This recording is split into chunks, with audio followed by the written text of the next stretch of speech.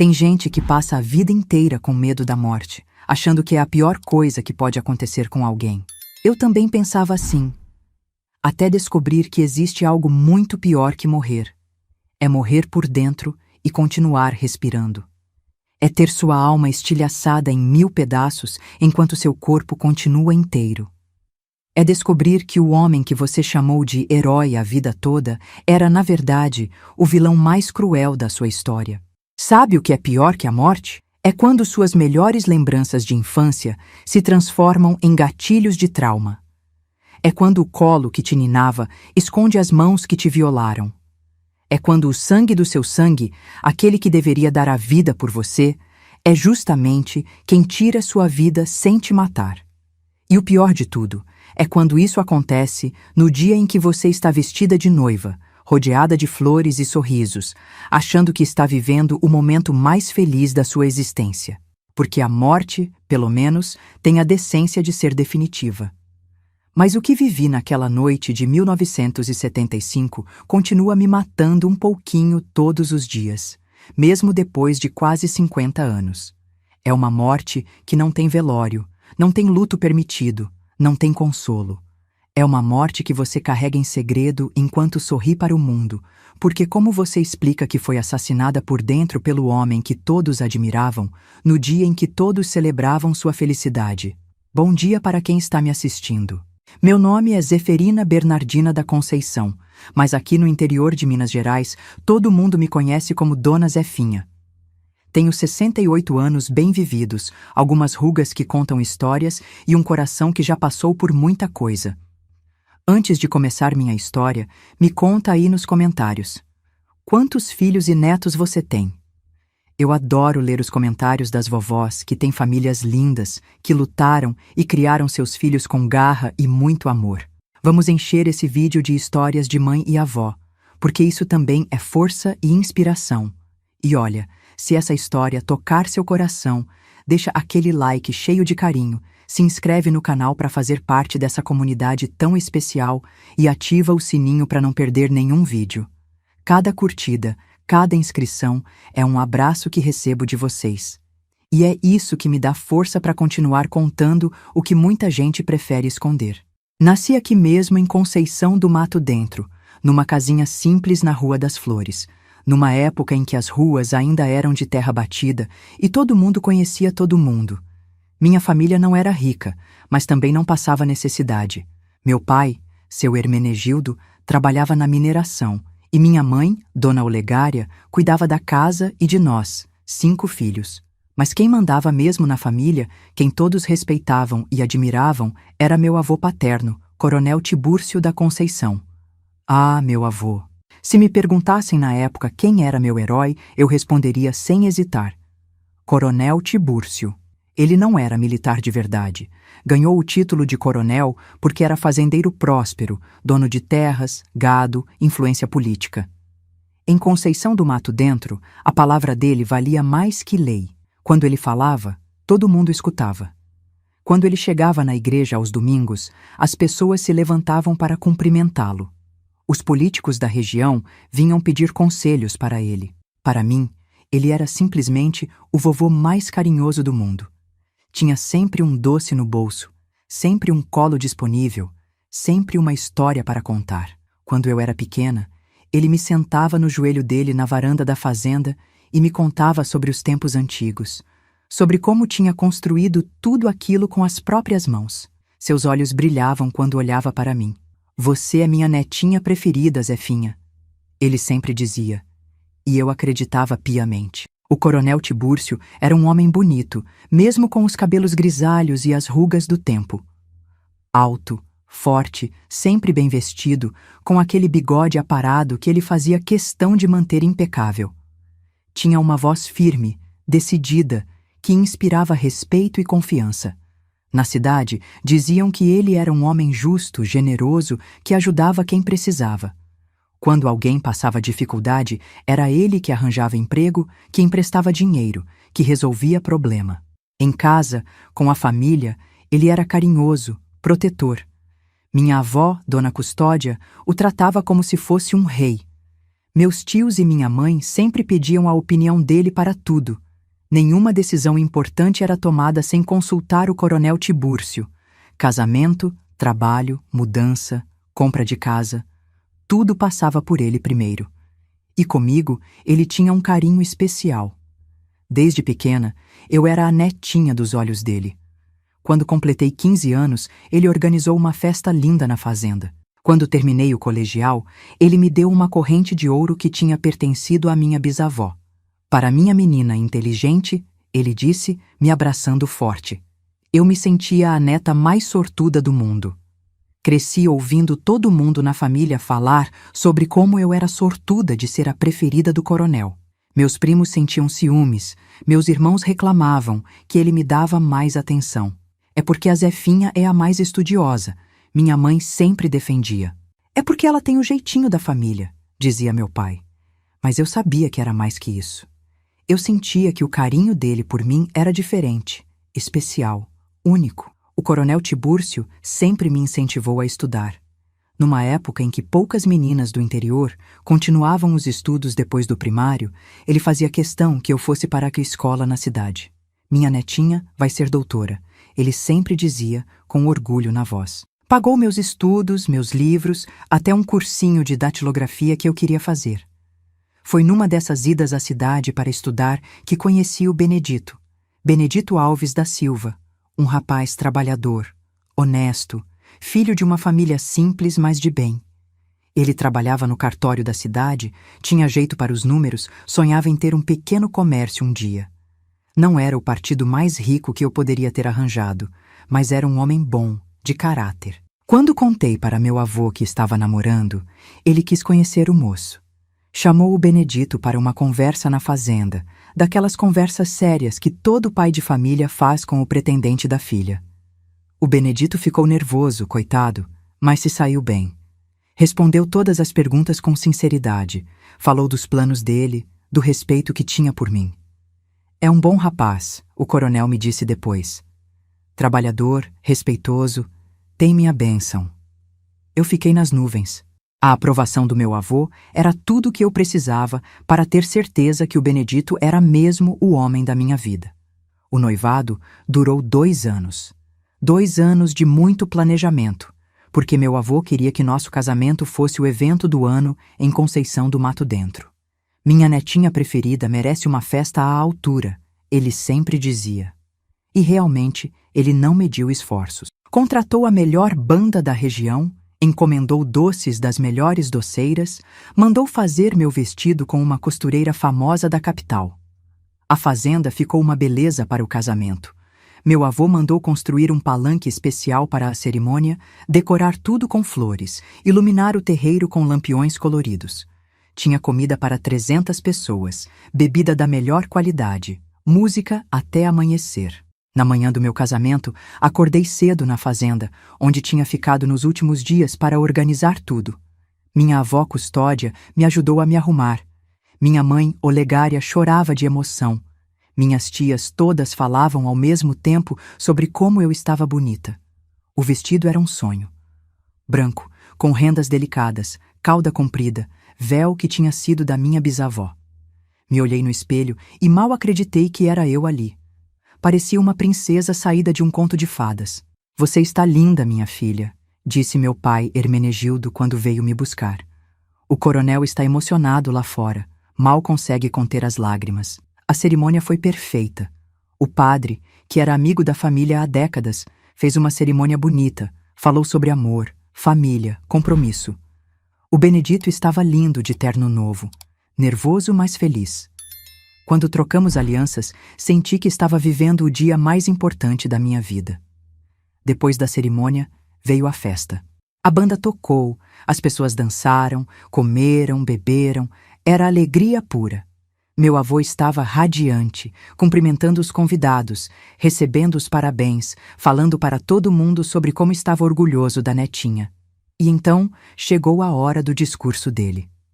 O coronel Tibúrcio subiu no palanque, pediu silêncio e começou a falar. Sua voz poderosa ecoou por todo o terreiro da fazenda. Meus amigos, minha família querida, ele começou. Hoje é um dia especial para todos nós. Estamos aqui para celebrar a união da minha netinha mais querida, Zeferina, com o Benedito, um rapaz que já considero como um neto.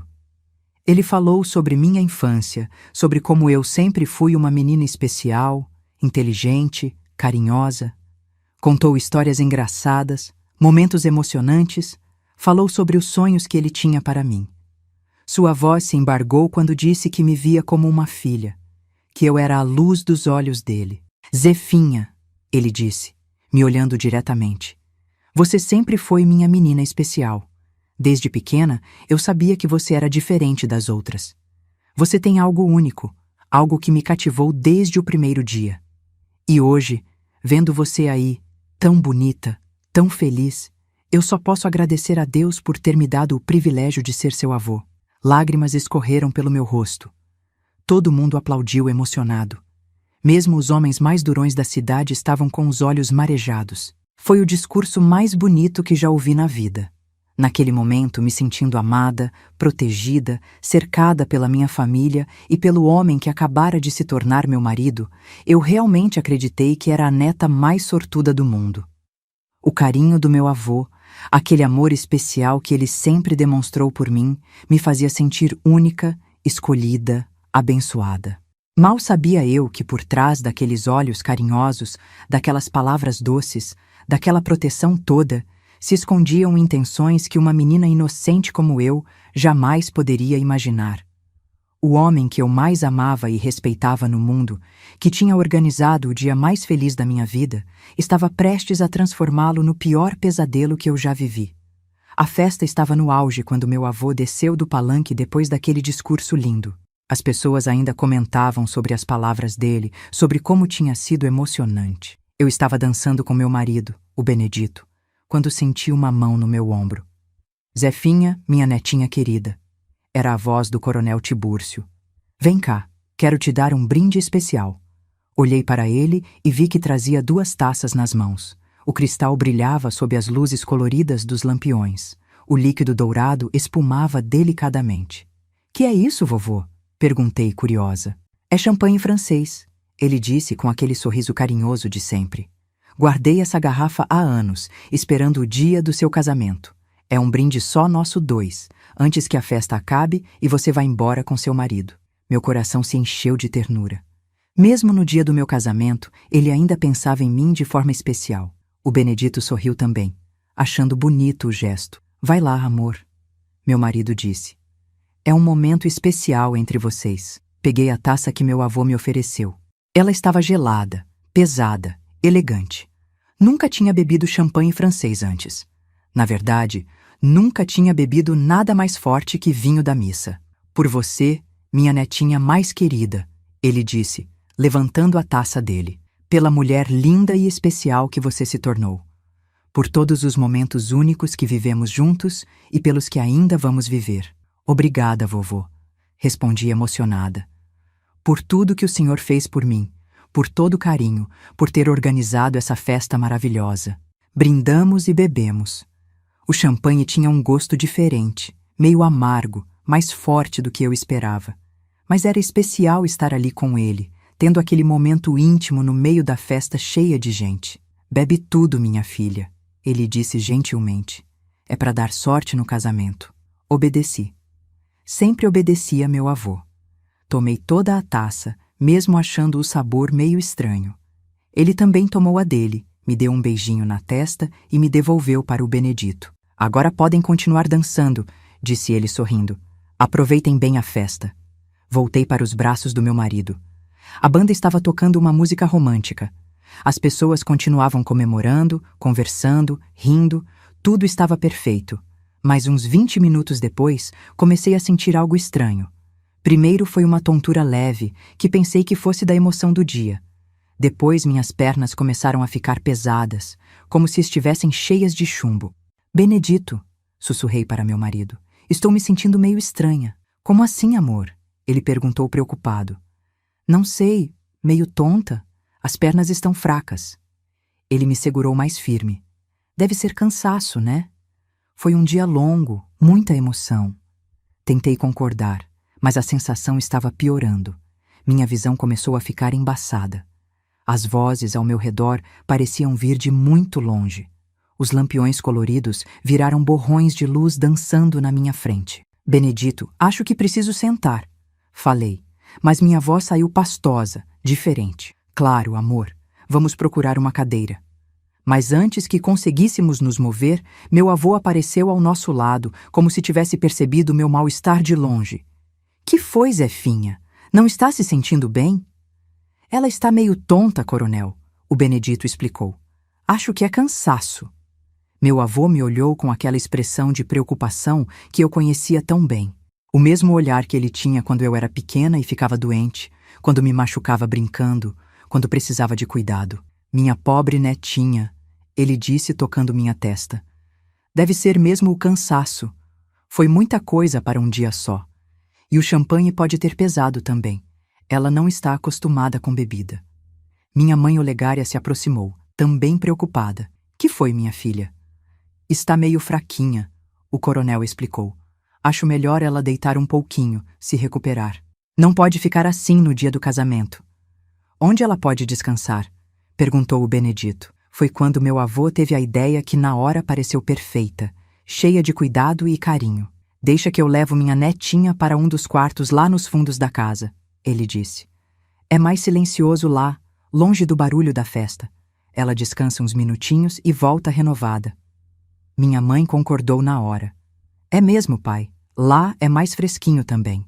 O Benedito hesitou um segundinho, mas depois concordou também. O senhor tem certeza que não é incômodo, coronel?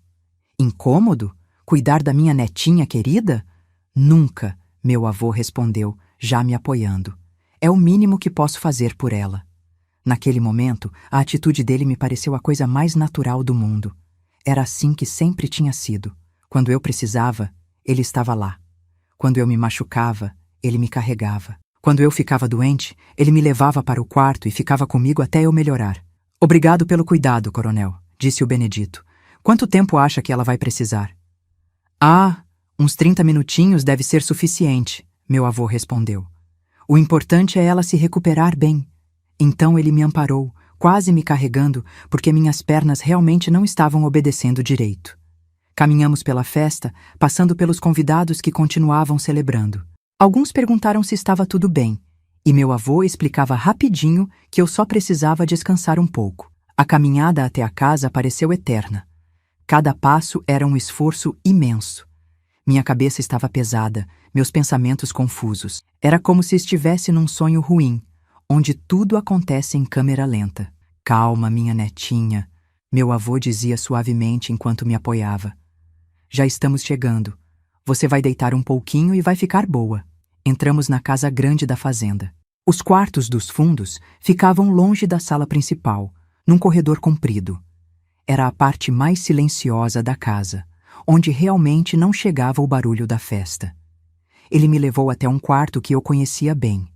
Era onde eu sempre ficava quando passava temporadas na fazenda quando pequena. Tinha uma cama grande, confortável, com lençóis cheirosos que minha avó sempre mantinha arrumados. Aqui, minha filha, ele disse, me ajudando a sentar na beirada da cama. Deita um pouquinho e descansa. Tentei deitar, mas tudo estava rodando. Era como se o mundo inteiro estivesse numa roda gigante maluca. Meu corpo não obedecia meus comandos. Quando tentei falar, as palavras saíam misturadas. Vovô, não estou conseguindo. Chiu, não precisa falar, ele disse gentil. É só o cansaço mesmo. Relaxa que passa. Ele me ajudou a deitar direito na cama, arrumou o travesseiro embaixo da minha cabeça, puxou uma manta leve para me cobrir. Gestos carinhosos, de avô cuidadoso, que eu tinha visto 1000 vezes antes. Mas então ouvi um barulho que me fez forçar os olhos para ficar desperta. Era o som da chave girando na fechadura da porta. Vovô?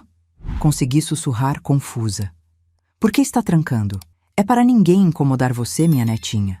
Ele respondeu com a mesma voz doce de sempre.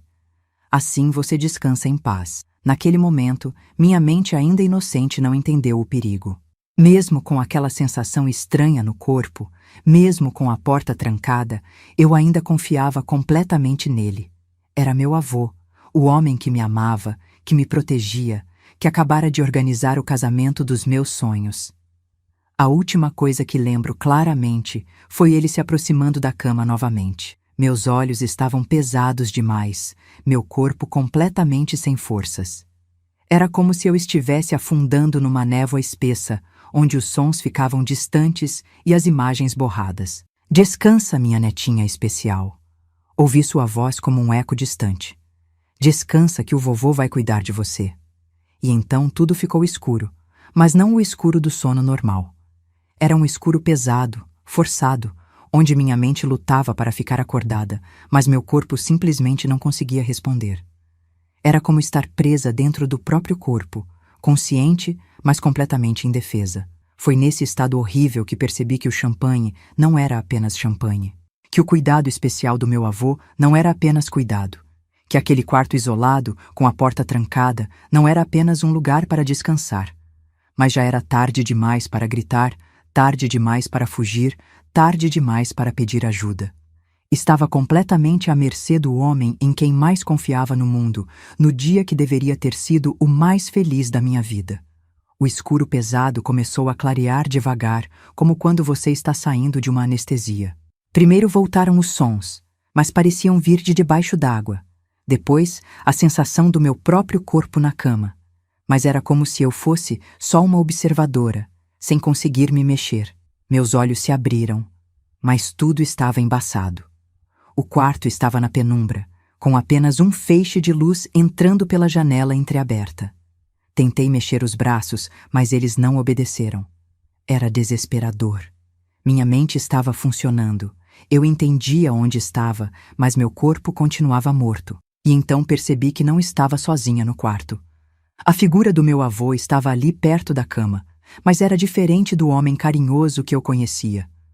Os movimentos dele eram furtivos, as mãos tremiam ligeiramente. Quando nossos olhos se encontraram, vi algo nos olhos dele que nunca tinha visto antes. Um brilho estranho, faminto, que me fez sentir um medo que eu nem sabia que existia. Acordou, minha netinha linda? Sua voz estava diferente, mais baixa, mais rouca. Que bom. Eu estava esperando. Tentei falar, tentei perguntar o que estava acontecendo, mas minha língua estava pesada demais. Só conseguia emitir uns sons confusos, como se estivesse gemendo. Chiu, não precisa falar, ele sussurrou, se aproximando mais da cama. O vovô sabe o que você precisa. Foi quando senti suas mãos tocando meu rosto. O toque que antes me trazia segurança agora me arrepiava de pavor. Suas mãos estavam diferentes, mais demoradas, mais invasivas. Tentei mover a cabeça para me afastar, mas consegui apenas um movimento mínimo. Era como estar presa numa armadura invisível, consciente de tudo, mas incapaz de reagir. Sempre fui apaixonado por você, Zefinha, ele sussurrou no meu ouvido. Desde pequenininha, você é tão especial, tão diferente das outras meninas da família. As palavras dele me gelaram por dentro. Aquelas frases que eu sempre achei carinhosas, de avô orgulhoso da neta, ganharam um significado completamente novo e nojento. Todos esses anos eu esperei, ele continuou, suas mãos agora tocando meus braços. Esperei você crescer, virar mulher. E hoje, no seu casamento, você está tão linda. Tentei gritar, mas só saiu um sussurro rouco. Meu corpo inteiro entrou em pânico, mas não conseguia se mover. Era o pior pesadelo que eu poderia imaginar, estar completamente vulnerável nas mãos de quem eu mais confiava. Ele começou a mexer no meu vestido de noiva. As mãos dele, que tantas vezes tinham me abraçado com carinho de avô, agora violavam meu corpo com uma luxúria repugnante. Você não imagina quantas vezes eu sonhei com este momento, ele murmurou. Quantas vezes eu olhei para você crescendo e imaginei. Lágrimas começaram a escorrer dos meus olhos. Era a única reação que meu corpo conseguia ter. Chorar silenciosamente, enquanto o homem que eu mais amava no mundo me destroçava por dentro. Tentei focar na festa lá fora. Podia ouvir a música distante, as risadas, as vozes das pessoas que estavam comemorando meu casamento. Meu marido estava lá, minha família, meus amigos, todos pensando que eu estava apenas descansando. Ninguém vai desconfiar, ele disse, como se estivesse lendo meus pensamentos. Todos acham que o vovô Tibúrcio é um santo. Um homem de bem cuidando da netinha doente. Suas mãos continuavam explorando meu corpo indefeso. Cada toque era uma traição, uma quebra de confiança que doía mais que qualquer dor física que eu já tinha sentido. Você sempre foi minha preferida mesmo, sabe por quê? Ele sussurrou. Porque você é igual sua bisavó, Mercedita. Ela também era minha, muito tempo atrás. A revelação me chocou ainda mais. Minha bisavó? A mulher santa que todos na família reverenciavam? Ele tinha feito isso com ela também? Ah, como a Mercedita era bonita, ele continuou, perdido nas próprias memórias perversas. E agora tenho você, a mesma beleza, o mesmo jeito meigo. Eu queria vomitar, queria morrer, queria que a terra me engolisse. Como tinha sido tão cega? Como nunca percebi que por trás daquele carinho todo se escondiam intenções tão sujas? As mãos dele ficaram mais ousadas, mais invasivas. Meu vestido de noiva, aquele símbolo de pureza e alegria, estava sendo profanado pelo homem que deveria me proteger de todo o mal. Você vai gostar, minha netinha, ele sussurrava. O vovô sabe como agradar uma mulher. Tentei me concentrar em outras coisas. Na minha infância feliz, nas brincadeiras no quintal, nos domingos na igreja. Qualquer coisa para fugir mentalmente daquele horror. Mas então, ouvi um barulho que me fez forçar todos os músculos para prestar atenção. Passos se aproximando pelo corredor. Zefinha! Era a voz do Benedito. Zefinha, amor, você está bem aí? Meu coração disparou. Meu marido tinha vindo me procurar. Tentei gritar, fazer qualquer barulho, mas minha voz ainda não funcionava direito. Meu avô congelou por um segundo, depois sussurrou no meu ouvido. Fique quietinha. Não queremos estragar a festa, não é?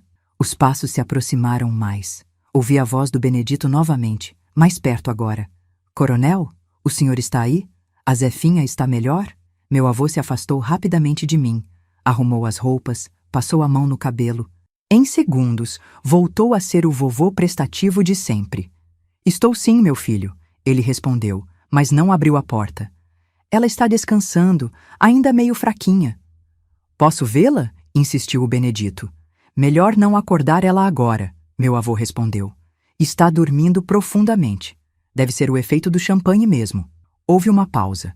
Senti que o Benedito estava hesitando, provavelmente se perguntando se devia insistir ou não. Tem certeza que ela está bem? Ele perguntou novamente. Claro que sim. Estou cuidando dela, não estou? Outra pausa.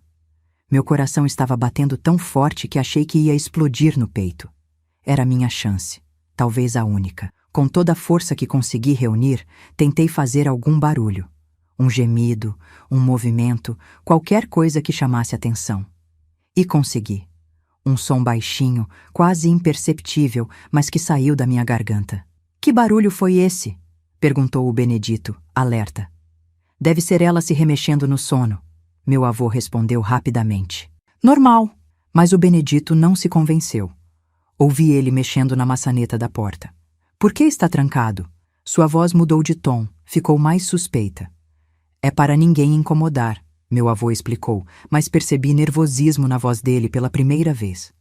Eu só quero ver se minha esposa está bem, o Benedito insistiu, mais firme agora. Houve um momento de tensão silenciosa. Então ouvi a chave girando na fechadura. Claro, meu filho, meu avô disse, tentando soar casual. Só não faz barulho para não acordar ela. A porta se abriu devagar. A luz do corredor invadiu o quarto penumbroso. Vi a silhueta do meu marido na porta, olhando para dentro. Por alguns segundos, ele não disse nada. Estava tentando entender a cena. Eu deitada na cama, aparentemente dormindo, meu avô em pé ao lado. Mas então seus olhos se acostumaram com a penumbra e ele notou detalhes que não deveria ter visto. Meu vestido estava desarrumado de uma forma que não fazia sentido se eu estivesse apenas dormindo. Meu cabelo estava bagunçado demais. Minhas lágrimas ainda molhavam meu rosto. Zefinha? Ele chamou, preocupado, dando um passo para dentro do quarto. Foi quando consegui emitir outro som, mais claro dessa vez. Um gemido de desespero que carregava todo o horror que eu estava vivendo. O Benedito me olhou mais atentamente e viu que meus olhos estavam abertos, mas vítreos. Que eu não estava dormindo, mas em algum estado estranho. Que está acontecendo aqui? Sua voz ficou mais alta, mais dura. Nada, meu filho. Meu avô tentou manter a calma. Ela só está... Mas o Benedito não deixou ele terminar. Deu mais alguns passos para dentro do quarto, chegou perto da cama e foi então que viu tudo.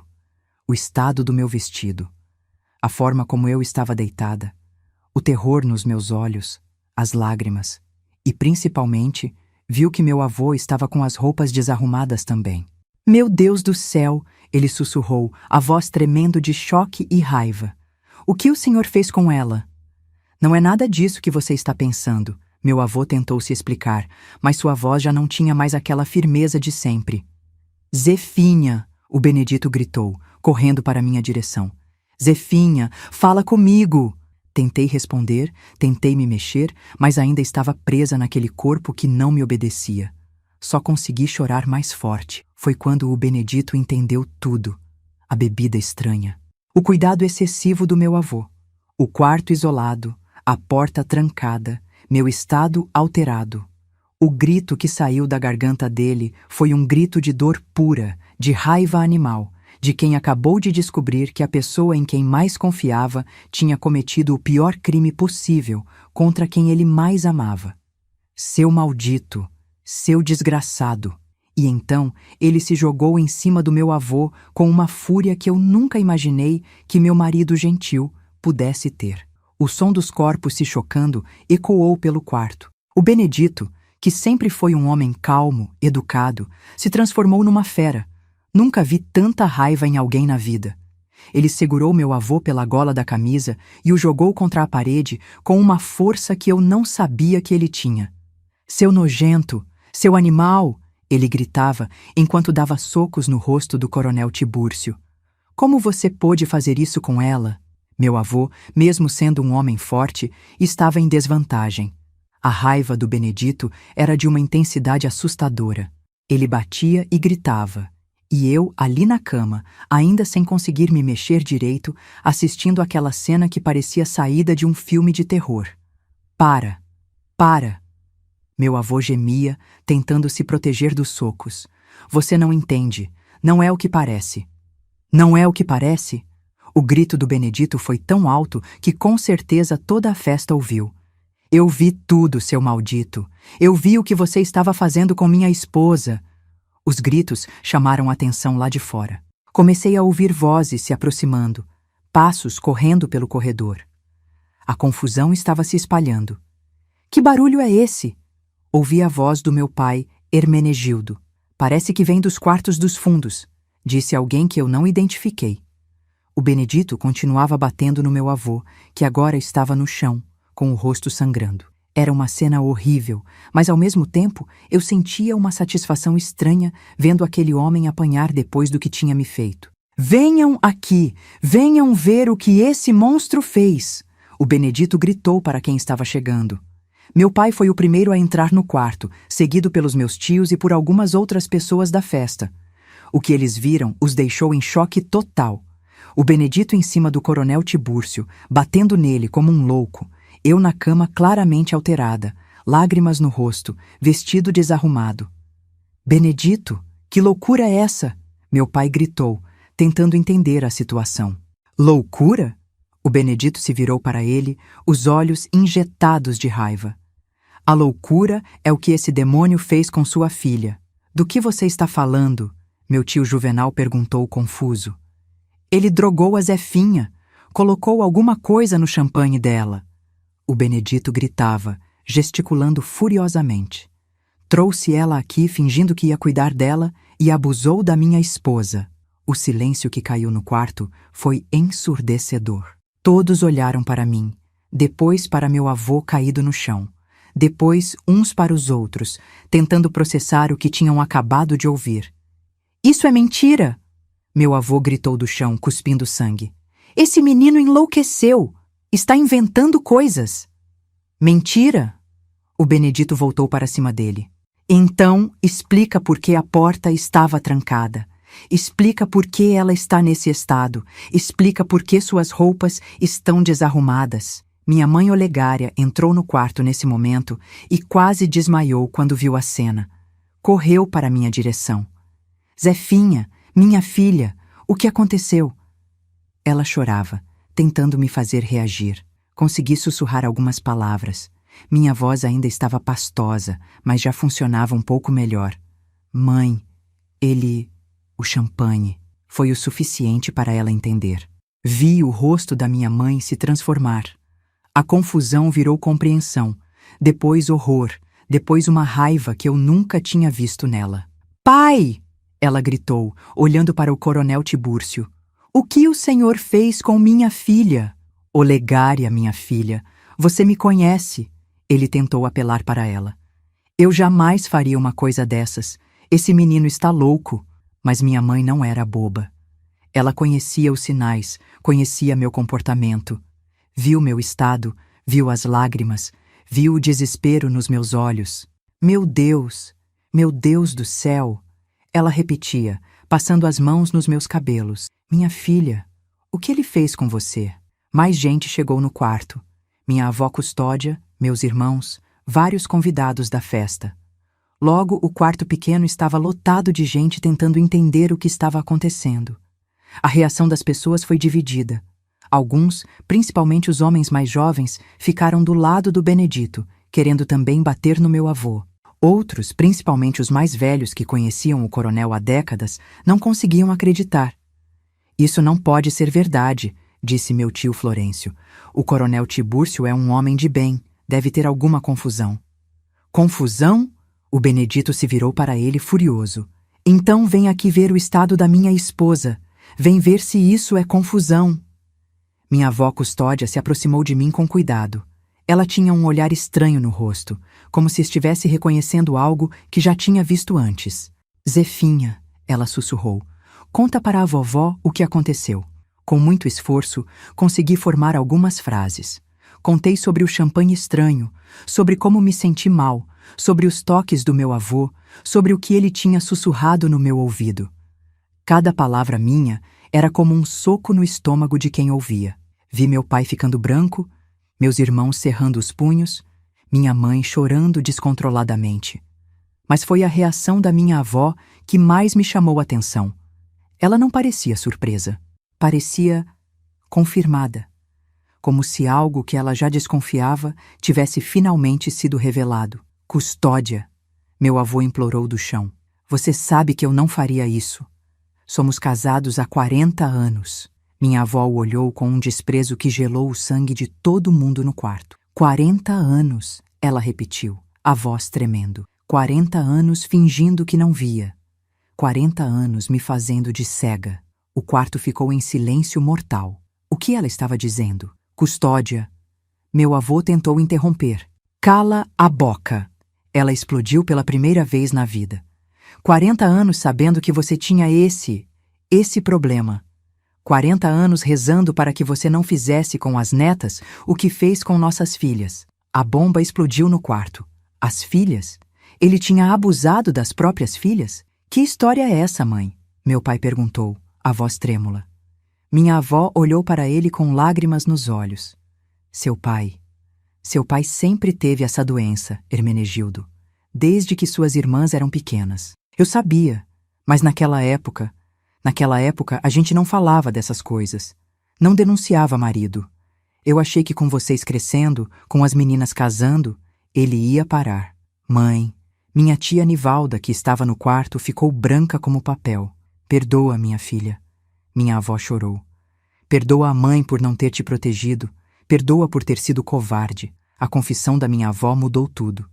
As pessoas que ainda duvidavam ficaram em choque. A máscara do coronel Tibúrcio estava definitivamente caída. Meu tio Juvenal, que sempre foi o mais explosivo da família, saiu de perto de mim e foi direto para cima do meu avô. Seu maldito, você fez isso com minha irmã também? Ele gritou, dando chutes no homem caído. Com a Mercedita também. Minha avó continuou confessando, como se precisasse botar para fora 40 anos de segredos guardados. Sua bisavó, Zefinha, ele fez com ela também quando ela era jovem. Por isso ela ficou meio doida no fim da vida. Por isso ela falava sozinha. Ela nunca esqueceu. Cada revelação era pior que a anterior. Gerações de mulheres da nossa família tinham sido vítimas daquele monstro. E ninguém nunca tinha falado nada. E você sabia de tudo e nunca fez nada? Meu pai gritou para minha avó, também revoltado. O que eu podia fazer? Ela chorou. Era outra época, Hermenegildo. Mulher não tinha voz, não tinha direito. Se eu falasse, quem ia acreditar em mim contra um coronel respeitado? A discussão estava ficando cada vez mais intensa. Todo mundo gritando ao mesmo tempo, uns culpando os outros, uns defendendo, outros atacando. Meu avô no chão, apanhando de vez em quando alguém passava perto dele.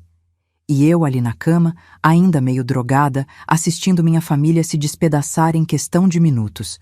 O casamento dos sonhos tinha virado o pesadelo de toda uma vida.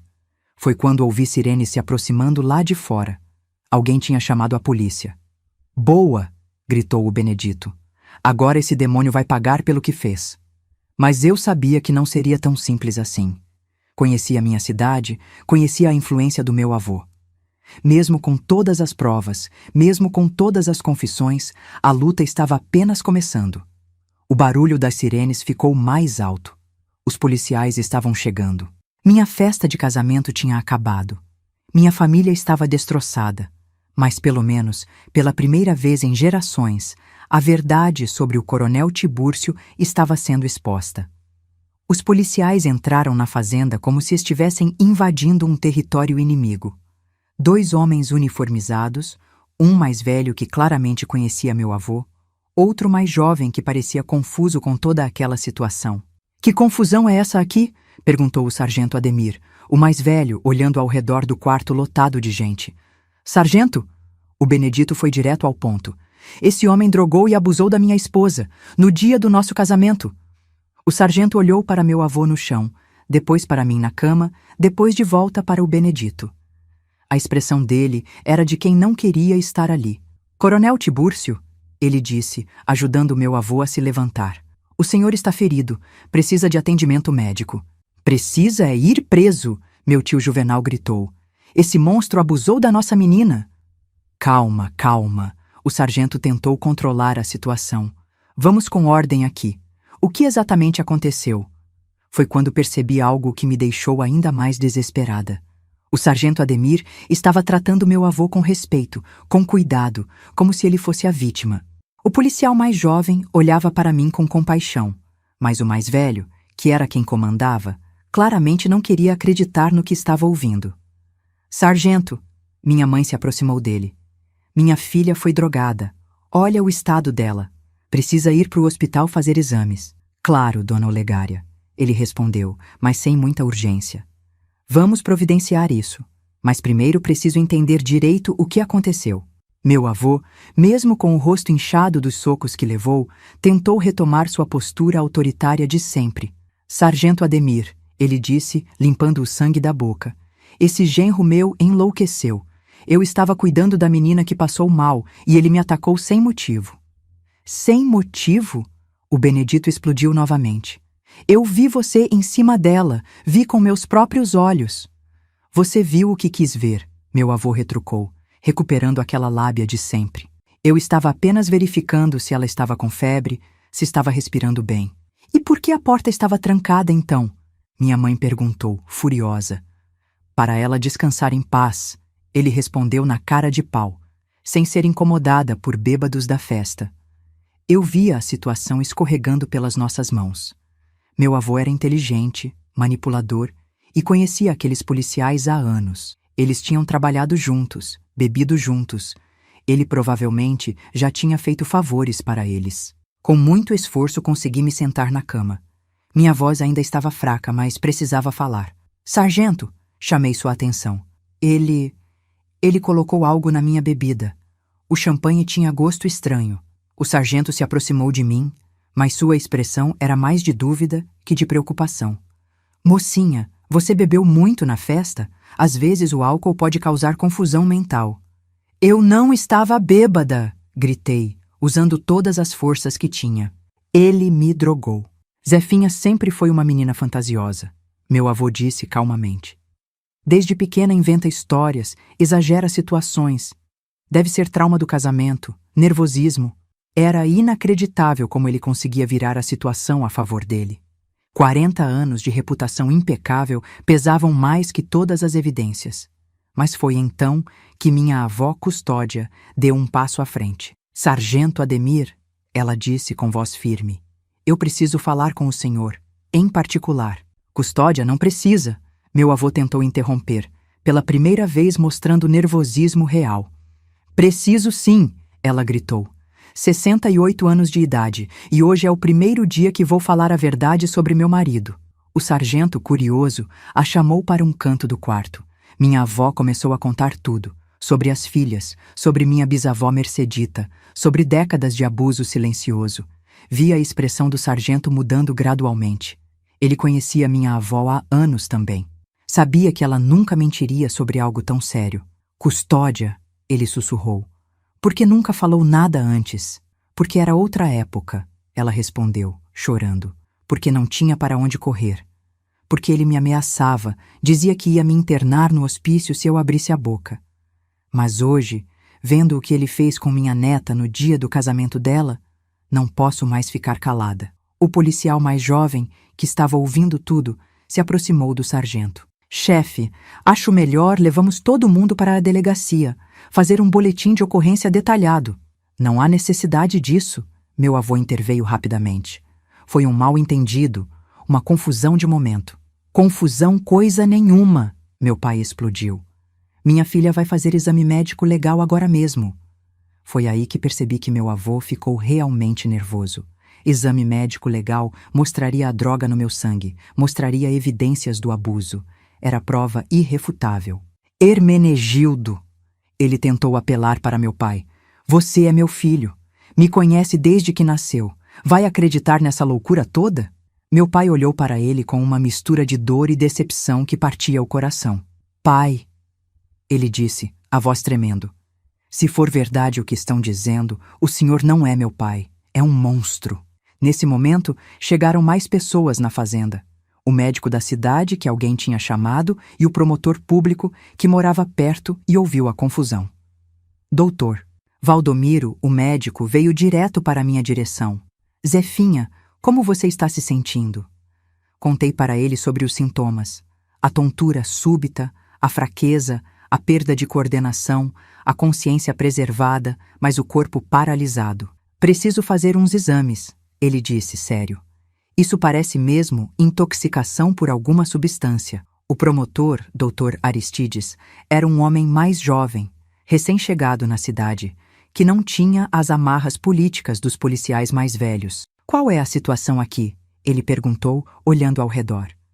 O Benedito foi quem explicou tudo, desde o champanhe estranho até o momento em que encontrou meu avô me abusando. O promotor ouvia tudo com atenção, fazendo anotações. Doutor? Minha mãe se dirigiu a ele. Minha filha precisa ir para o hospital fazer exames. E esse homem precisa ser preso. Vamos seguir todos os procedimentos legais, Dr. Aristides respondeu. Primeiro, a senhora vai ser examinada no hospital. Depois, vamos colher todos os depoimentos na delegacia. Meu avô tentou uma última cartada. Dr. Aristides, o senhor me conhece. Sou um homem respeitado nesta cidade há décadas. Essa história não faz sentido. Por que eu faria uma coisa dessas? O promotor o olhou friamente. É exatamente isso que vamos descobrir, coronel. Enquanto isso, os convidados da festa que ainda estavam na fazenda começaram a ir embora. Alguns cochichavam entre si, claramente chocados. Outros pareciam não acreditar no que tinham presenciado. A notícia ia se espalhar pela cidade como fogo em capim seco. Até o amanhecer, todo mundo em Conceição do Mato Dentro ia saber que o respeitado coronel Tibúrcio tinha sido acusado de abusar da própria neta no dia do casamento dela. Me levaram para o hospital em Diamantina, a cidade maior mais próxima. O Benedito foi comigo, segurando minha mão durante toda a viagem. Ele não falou muito, mas eu sentia a raiva ainda fervendo dentro dele. No hospital, me fizeram todos os exames possíveis. Coletaram sangue, fizeram exame ginecológico, fotografaram os hematomas que tinham começado a aparecer no meu corpo. Cada procedimento era uma humilhação a mais, mas eu sabia que era necessário. A enfermeira que me atendia era uma mulher mais velha, de olhar gentil. Minha filha, ela disse enquanto coletava uma amostra de sangue. Você foi muito corajosa em denunciar. Muitas mulheres não têm essa coragem. Não fui corajosa, respondi. Só tive sorte que meu marido me encontrou a tempo. Mesmo assim, ela insistiu, agora você pode ajudar outras mulheres que passaram pela mesma coisa.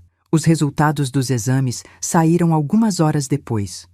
Confirmaram a presença de clorofórmio no meu sangue, uma substância que não tinha como ter chegado ali naturalmente. O exame ginecológico confirmou o abuso. Eram provas irrefutáveis. Mesmo com toda a influência do meu avô, não tinha como negar aqueles resultados. Voltamos para Conceição do Mato Dentro já no dia seguinte. A cidade estava em polvorosa. Grupos de pessoas conversando nas esquinas, todos falando sobre o escândalo da fazenda do coronel. Na delegacia, prestei meu depoimento formal. Contei tudo nos mínimos detalhes, desde o champanhe estranho até o momento em que o Benedito chegou no quarto. Minha avó também prestou depoimento.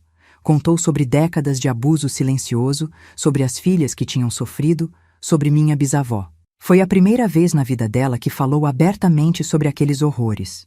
Meu avô, mesmo com todas as provas contra ele, continuava negando tudo. Dizia que era uma conspiração para destruir sua reputação, que eu e o Benedito tínhamos armado tudo para herdar suas terras. Mas os exames médicos não mentiam. E o depoimento da minha avó, uma mulher respeitada por toda a cidade, tinha um peso enorme. O promotor Dr. Aristides pediu a prisão preventiva do meu avô. O juiz, mesmo sendo amigo da família há anos, não teve escolha senão aceitar, diante de tantas evidências. Ver o coronel Tibúrcio sendo levado algemado da delegacia foi uma das cenas mais surreais da minha vida. O homem que eu admirava desde pequena, que toda a cidade respeitava, que tinha poder e influência, estava sendo tratado como um criminoso comum. E era isso que ele era. Um criminoso que se escondeu atrás de uma máscara de respeitabilidade por décadas. A família se dividiu exatamente como o Benedito tinha previsto naquela noite terrível. De um lado ficaram minha mãe, meu pai, meus irmãos, alguns tios e primos que acreditaram na verdade.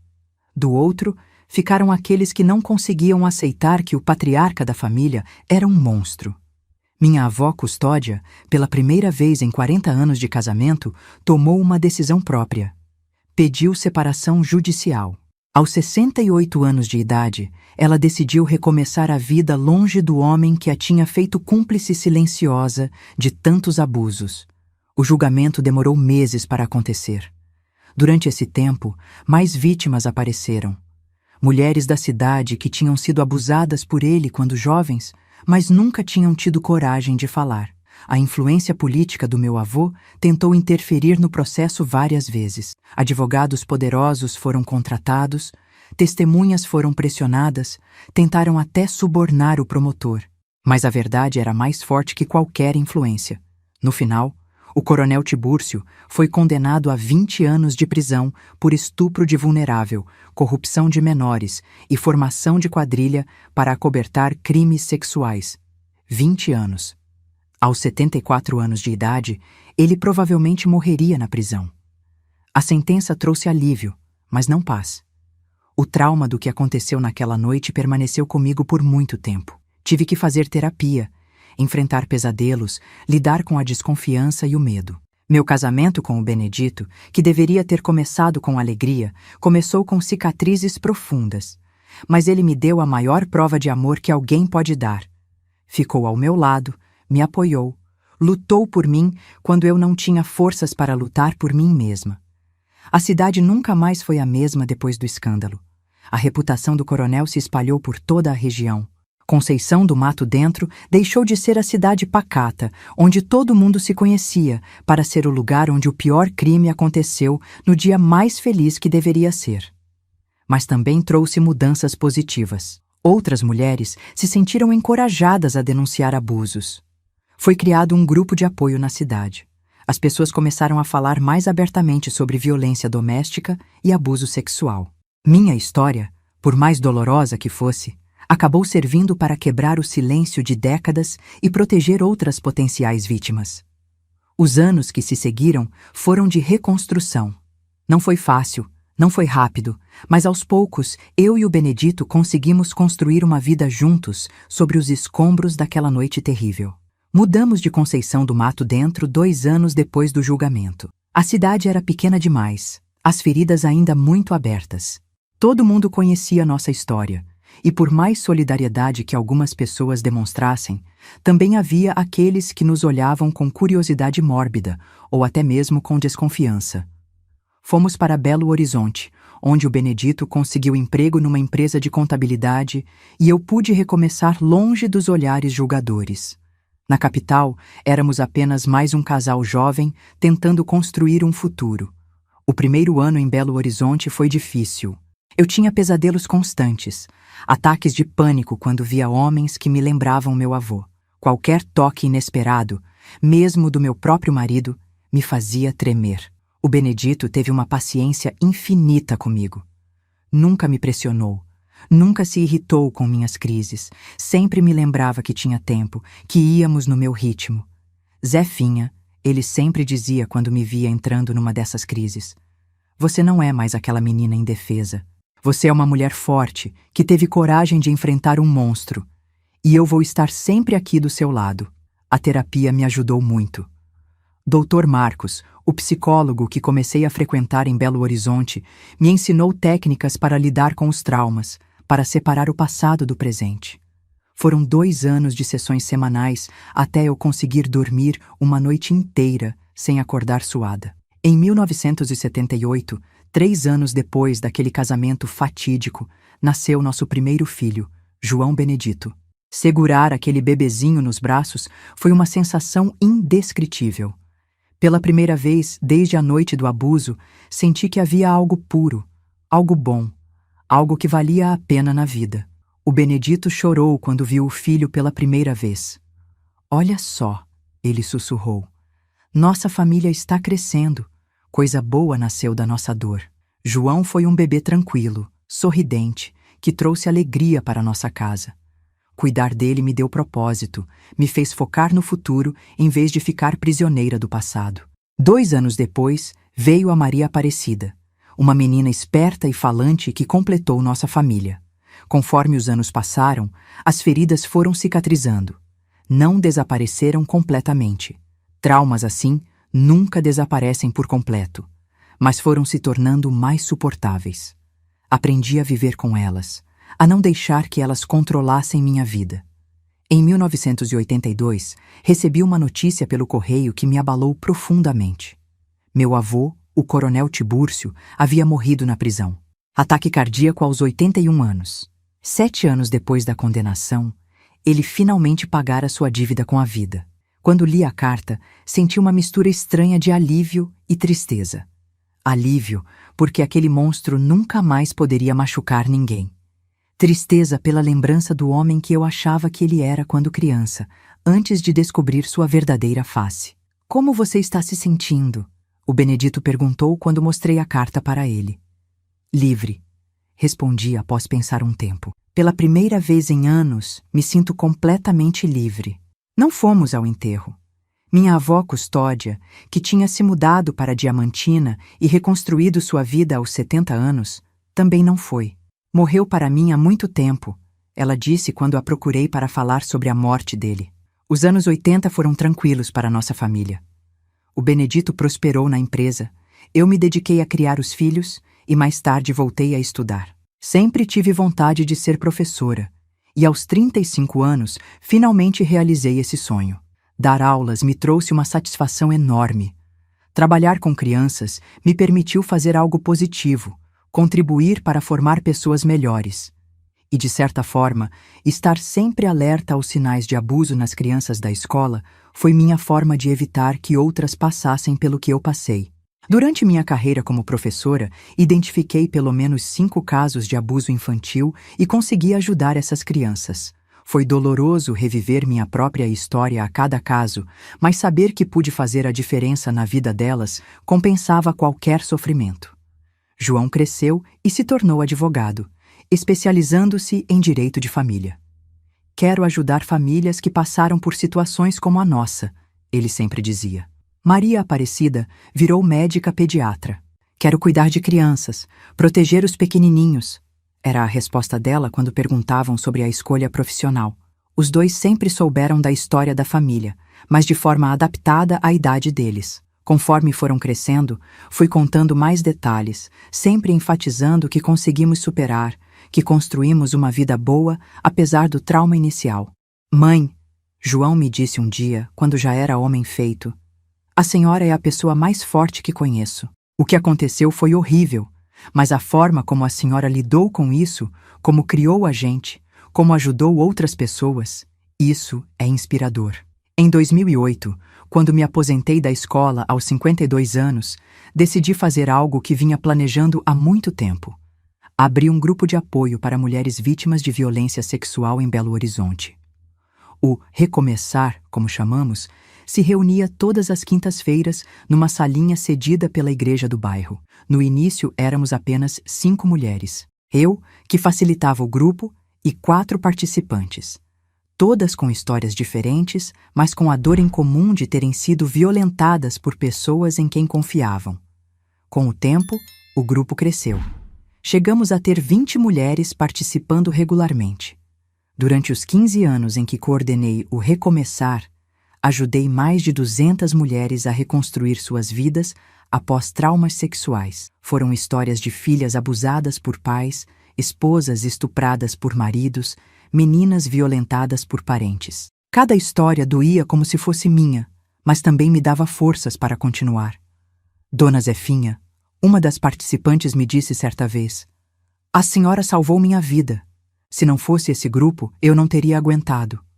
Comentários como esse me faziam sentir que minha dor havia servido para algo maior, que meu trauma se transformara em ferramenta para ajudar outras pessoas. O Benedito me apoiou em tudo. Quando eu chegava em casa emocionalmente exausta depois dos grupos, ele estava sempre lá com um chá quente e um abraço acolhedor. "Você está fazendo um trabalho lindo, amor", ele sempre dizia, transformando dor em cura. Em 2010, aos 67 anos, decidi parar de coordenar o grupo. Estava cansada e sentia que já tinha dado minha contribuição. Passei a coordenação para uma psicóloga mais jovem que tinha participado do grupo como voluntária por anos. Foi então que comecei a pensar mais seriamente em contar minha história publicamente. Durante décadas, tinha ajudado mulheres individualmente ou em grupos pequenos. Mas e se pudesse alcançar mais gente? E se minha história pudesse chegar a milhares de pessoas através da internet? Meus netos, filhos do João e da Maria Aparecida, sempre me incentivaram a isso. "Vó", dizia a Júlia, neta mais velha, "sua história pode ajudar muita gente. A senhora precisa contar para o mundo."